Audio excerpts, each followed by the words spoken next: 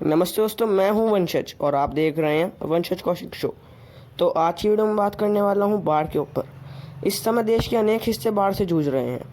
विभिन्न सूत्रों से बाढ़ से प्रभावित लोगों के भिन्न भिन्न आंकड़े सामने आए हैं। दुखद तो यह है कि हम बाढ़ से प्रभावित लोगों की बेबसी और दयनीय स्थिति का ठीक से जायजा नहीं ले पा रहे हैं। विडंबना ये है कि एक तरफ कोरोना ने जनता को भयभीत कर दिया है, तो दूसरी तरफ बाढ़ ने स्थिति को और भी खराब कर दिया है। इस कोरोना काल में यदि बाढ़ से निपटने के समुचित उपाय नहीं किए गए तो अन्य रोगों के साथ साथ कोरोना का खतरा भी कई गुना बढ़ जाएगा। यह दुर्भाग्य है कि हमारे देश में कई इलाके ऐसे भी हैं जो सूखे पड़ रहे हैं।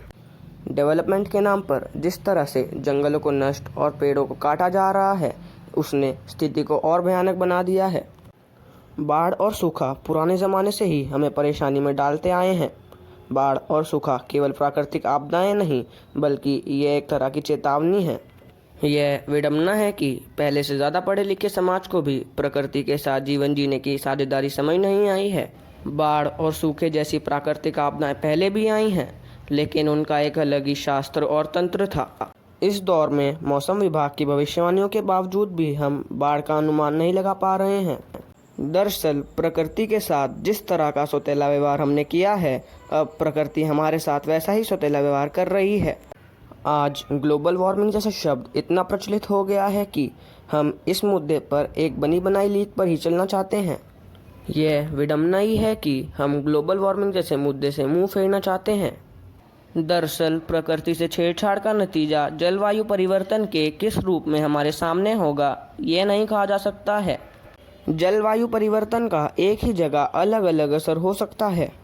यही कारण है कि हम बार बार बाढ़ और सूखे का ऐसा पूर्वानुमान नहीं लगा पाते हैं जिससे कि लोगों के जान माल की समय रहते सुरक्षा की जा सके। शहरों और कस्बों में होने वाले जल भराव के लिए काफ़ी हद तक हम ही जिम्मेदार हैं। पिछले कुछ वर्षों में कस्बों और शहरों में जो विकास और विस्तार हुआ है, उसमें पानी की समुचित निकासी की ओर पर्याप्त ध्यान नहीं दिया गया है।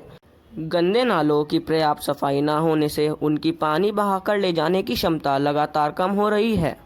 पूरे विश्व में बाढ़ से होने वाली मौतों में 5वां स्थान भारत का ही है।